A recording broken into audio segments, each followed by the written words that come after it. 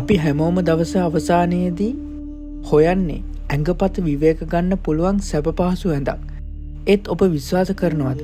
වසර 13ක් තිස්සේ ඒ කියන්නේ දින 4700කට වඩා වැඩි කාලයක් එකම එක මොහොතක්වත් ඇලයකට වැතිරී නිදා නොගත් මිනිස්සෙක් මේ ලෝකේ ඉන්නවා කියලා. ඒ තායිලන්තයේ ඝන වනාන්තරයක වැඩවසන වචන වලට වඩා තමන්ගේ ක්‍රියාවෙන්ම ලෝකෙට බණ කියන අසිරිමත් වනවාසී භික්ෂුවක්.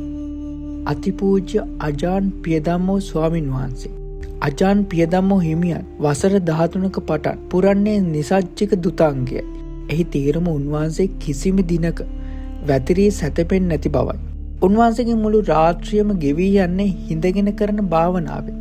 උන්වහන්සේ දරා සිටින ඒ මැටි පැහැති වනවාසී චීවරය මෙන්ම උන්වහන්සේගේ සිතත් අතිශය සරලයි. ඒ වගේම දැඩි නින්ද ජයගැනීම යනු සිරුර පාලනය කිරීම නොව සිත දමනය කිරීම බව උන්වහන්සේ ලොවට පෙන්වා දෙනවා.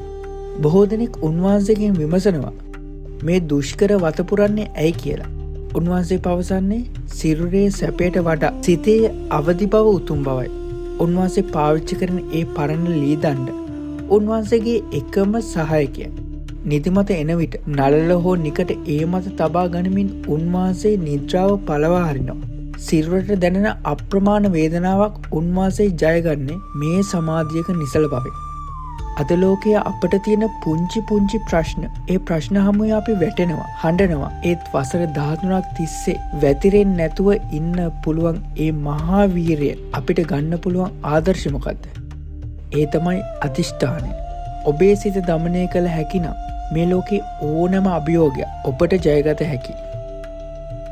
ලෝකයේ මොනතරම් වේගයෙන් දිව ගියත් සිත නිසලව තබාගත හැකිනම් ඔබට කිසිදා පරාජයක් නැහැ. උන්වහන්සේගේ මේ මහා කරුණාව සහ ප්‍රතිපත්ති අප සැමට ආදර්ශයක්.